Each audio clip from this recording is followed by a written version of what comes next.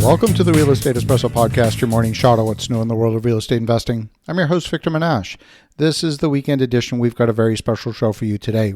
Coming to you live from Tulum, Mexico, from our annual Built to Scale Mastermind. On today's show, this is the second in a two-part series on goal setting. In this particular segment, we're focusing on alignment of values and setting habit goals. Enjoy today's segment on goal setting. We are going to focus on this next segment of goal setting, and it's a critical piece. What we're going to walk away with at the end of this segment are 2 habit goals that you'll be able to take and implement, ideally starting tomorrow. But before we do that, we need to make space for that, because there are things that are standing in the way from you doing that today. Otherwise, you would have already done it. So we're going to start with a very simple exercise, which we call delegate and elevate. We'll give everyone a minute to grab a seat and a notepad. And what we're going to do on the notepad is divide the page into 4 sections, A, B, C, and D, and just draw a horizontal line between them. So leave about a quarter of the page for A and for B and so on. And these are the types of tasks that fall into one of these 4 categories. Now, an A-level category is something that you love to do. You're great at it, and it makes you tons of money. That's an A-level activity. A B-level activity is something that you're good at, that you like to do. You don't love it, and you're not fantastic at it. You just like it. A D-level activity, at the bottom of the page, is something that you suck at. You don't like to do. You might do it out of a sense of discipline or something like that, but you don't particularly want to do it. If no one was asking you to do it, you wouldn't. So that's a D-level activity. And then a C is everything else. So let's unpack that. When we say delegate and elevate, what we're talking about designing an ideal life each and every day, it means that you want to spend as much time as possible doing A-level activities. And in an ideal world, you spend 0 time doing D-level activities. You want to make those D-level activities completely disappear. And then if you get good, you can get rid of your C's. And if you're really good, get rid of your B's. But let's start with getting rid of the D's. So what does it mean, get rid of the D's? It means finding somebody for whom your D is their A.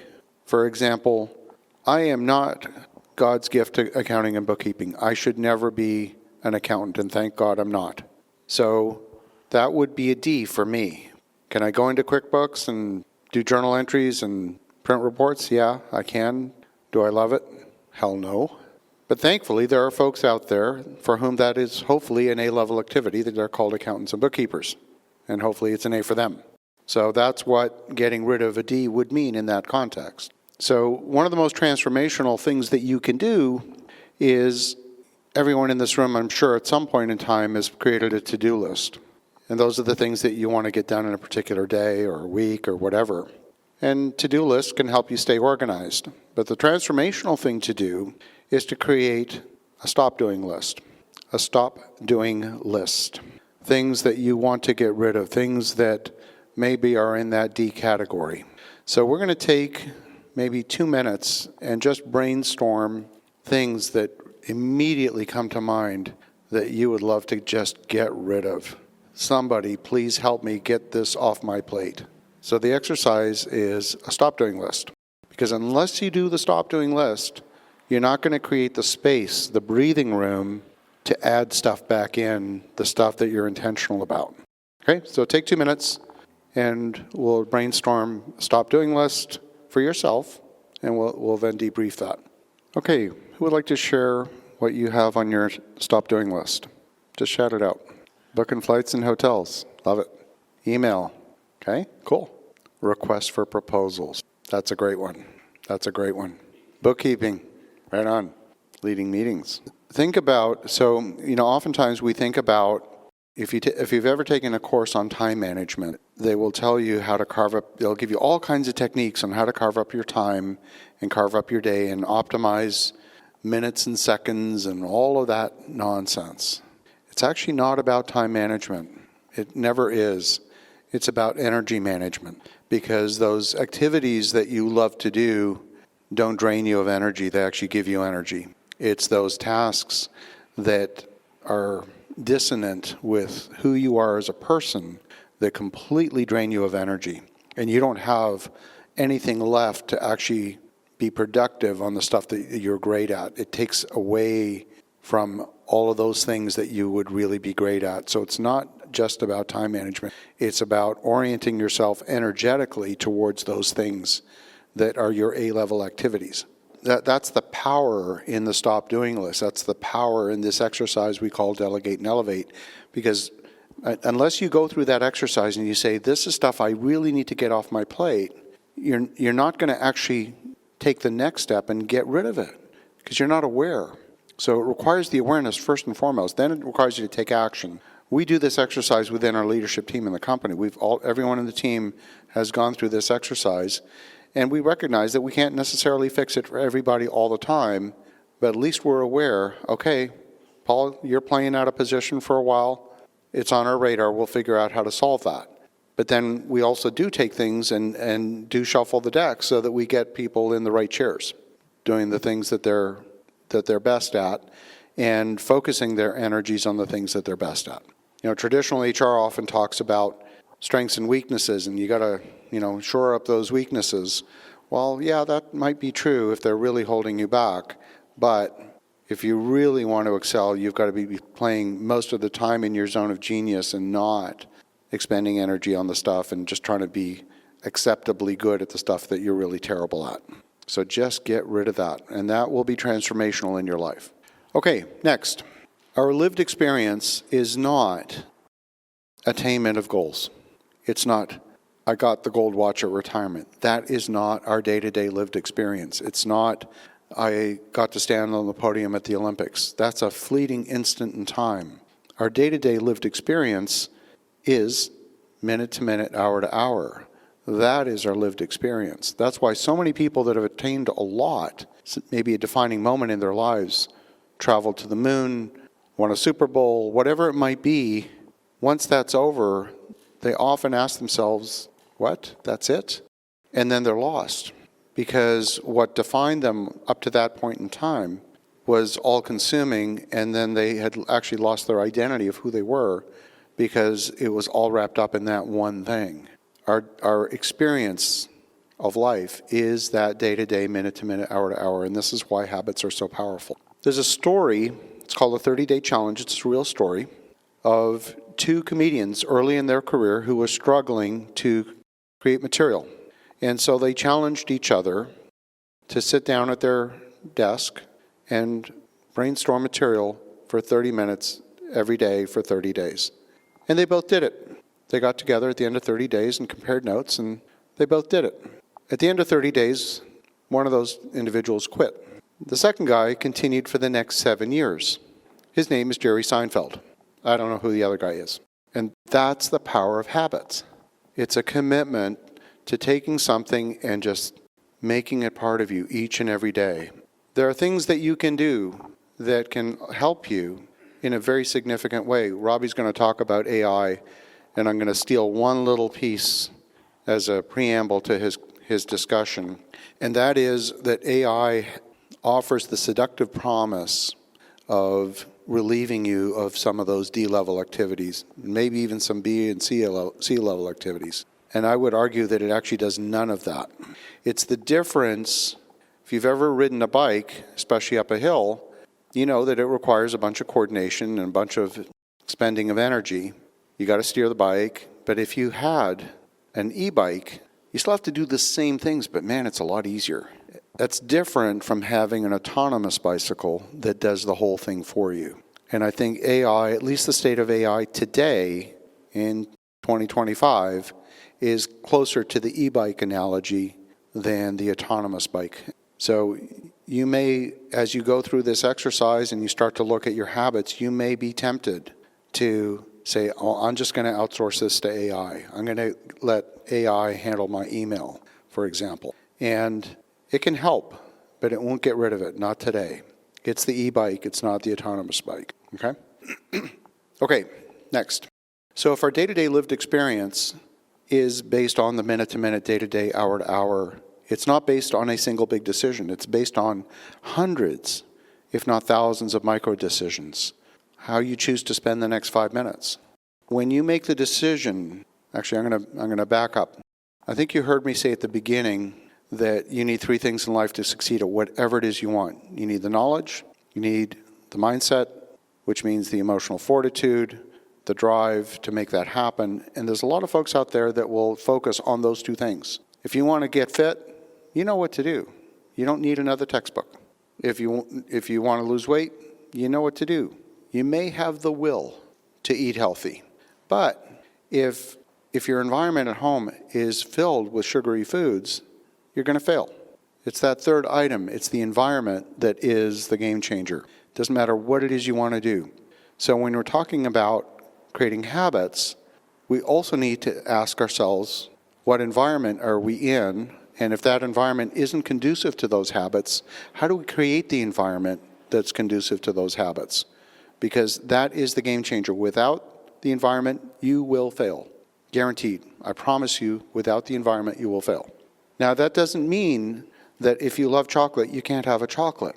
Just don't go buy the big-ass Toblerone bar, because you're not going to stop at just one little triangle. You're going to get a little package of the $6 Godiva chocolates that come 2 in a package, and maybe you'll have 1. That's part of creating environment. That doesn't mean you have to eliminate everything, but it means you create an environment that's conducive to what it is that you want, right? Why would I have a spin bike at home. It's a Schwinn, it's decent. Why would I get in my car, drive 15 minutes to the gym to go into a classroom with 30 bikes and an instructor at the front? It's not because the instructor is telling me how to operate the bike, but I know that I'm going to get a better workout in that environment than I will at home in a dark room with all kinds of other distractions. It's all about environment. So we're going to take some time right now and ask yourself the question, if I could add 2 things to my day that would totally change my lived experience, what would those be? And maybe what we'll do is we'll start by brainstorming a list of 5 and then filter it down to 2. Wouldn't it be cool if I had time to meditate every morning? Wouldn't it be cool if I had time to exercise every morning? Wouldn't it be cool if fill in the blank? So we'll take a couple minutes to do that. I'll throw out a couple more ideas just to seed the thought process. Wouldn't it be cool if I could turn off my cell phone for 20 minutes every morning and focus on doing my best creative work? Wouldn't it be cool if we had the next 16 weeks of family events blocked out on the calendar? Wouldn't it be cool if I had one-on-one time with a loved one scheduled? Wouldn't it be cool if I had time with maybe an aging parent set aside once a week? Wouldn't it be cool if I had time scheduled with my direct reports, 15 minutes, coffee, one-on-one, just to touch base with them every week and see how they're doing, what do they need help with? A lot of these things will fall into that category that Stephen Covey calls Quadrant 2. If you remember the 4 quadrants from Stephen Covey, Quadrant 1, urgent and important. Quadrant 2, important but not urgent. Quadrant 3, urgent but not important. That's the quadrant of deception. And Quadrant 4, not urgent and not important. That's the quadrant of waste.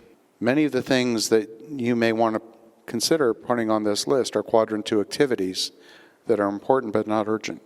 Okay, who would like to share? What'd you come up with? Reflection? So setting aside time for reflection? Love it.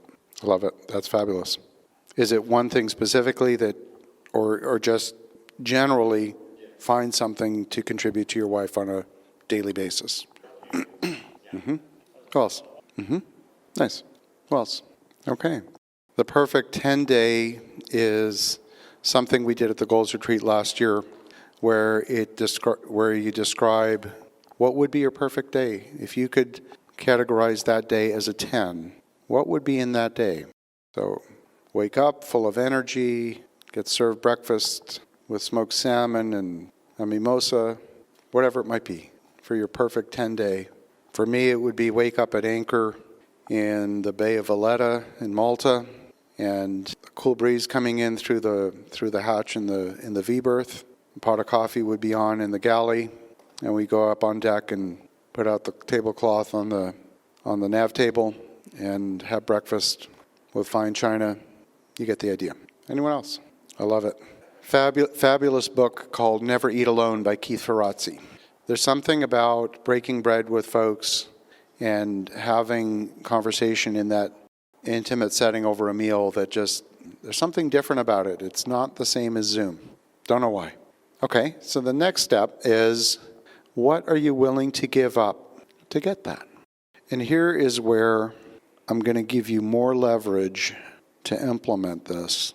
What is it costing you right now that you are not doing this?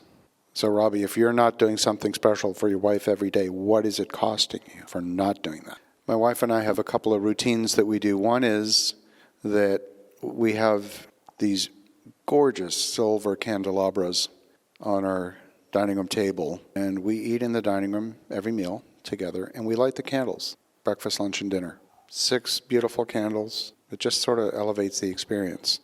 On the weekend, we'll use the fine china, including the silverware. We have this silverware set that was actually my grandmother's, and it's monogrammed with my grandfather and my grandmother's initials. So, ACM, Aquile Margarita Colombo. Just stunning silverware set. We'll eat with that. Yeah, you got to wash them by hand. So what? Okay, who has something to share? What have you discovered? Yeah, time blocking. Fabulous. Fabulous. Fabulous. What you'll find, there is a piece of work by John Lee Dumas, Entrepreneur on Fire, and what he does in his time blocking is he breaks that focus time into 45-minute chunks or 45, 50-minute chunks with a 10-minute break in between. But then, so you get a little bit of recharge time, but then you go back to it. You don't use that recharge time to go check email or respond to calls or any other stuff. You stay on task, but you're conscious of managing your energy so that you build regeneration into it. Because if you're only doing output with no regeneration, you're actually not strengthening the muscle. It's like when you do push-ups, you don't get stronger during the push-up because you're tearing muscle at that point. The strengthening happens during the period of regeneration. So building regeneration into whatever you do is probably helpful. Yes. Yeah. I mean, what I've found when I was younger, I could do pretty much anything at any time. And what I've found is, and probably most of you have experienced this, is that your best work will happen early in the day when you have the most energy. And I see it very clearly. I can knock out a podcast episode in 30 minutes if I do it first thing in the morning. If I started at 10 o'clock at night, it might take me 2 hours. And it's only a 5-minute episode. And you go, Victor, what's wrong with you? I'm tired. That's it. Cool. What else? Cool. Love it. So put up your hand if you have picked 2 that you really want to implement. Actually, I'm going to focus on my own language here because I used a forbidden word. That'll be clear in a minute. What is the result of doing? If you do something, what's the result? It gets done. Result of doing is doing. What's the result of not doing? Not done, exactly. Result of not doing is not doing. What is the result of trying? Now the result of trying is trying. I'm trying to do something. Okay, great, you're still trying. What's the result of wanting? Wanting. Yoda said, do or do not, there is no try, right? So if I'm paying attention to my own language, I don't use the word trying and I don't use the word wanting. And I would propose that you don't either. So do you have 2 items that you're committed to implementing as part of a habit? Does everyone have 2? Okay, cool. The next part of the exercise is, what structure are you going to put in place in your environment to guarantee success? Because it's not going to happen by itself. And if you don't change anything in your environment, it's not going to happen. This might be the hardest part of the exercise, actually, because these are the guardrails that will guarantee your success. Put up your hand if at any point in your life someone has made the observation that you're a people pleaser. What that means is that you have a tendency to put requests from others ahead of your own. And you're going to have a much harder time committing to your own habits in the presence of interrupts and requests from others. And that's why setting up the environment is critical, absolutely critical to you succeeding in this respect, because left to your own devices, you won't. The next piece that forms part of this that we probably don't have time to go deep into today is what measurement would you attach to that habit so that you're honest with yourself about whether you did it or not. So if you said, my habit is going to be to meditate every day. Okay, what does that really mean? Does that mean 20 minutes with 10 minutes of absolute zero interruption? Think about what Clayton established for himself. He didn't establish minutes per mile. He didn't set a goal of 208 in the marathon. His was 380 to 400 watts. That was his measure because that's what he can control. So what measurement would you attach? Now we are condensing 2.5 days of work into 2 hours. So there's going to be some loss as a result of doing that.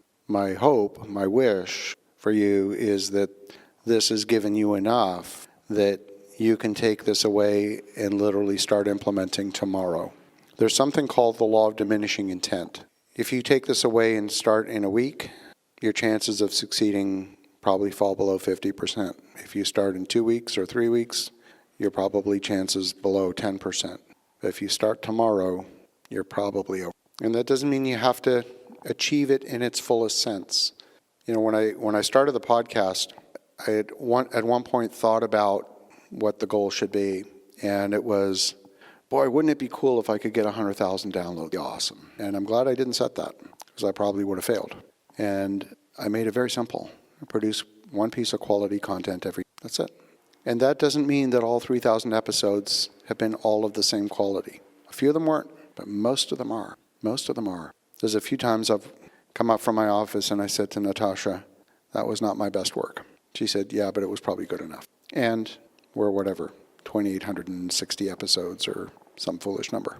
Thoughts, observations? It's an environmental change. Absolutely. Love it. Okay. We can chat about it more over dinner.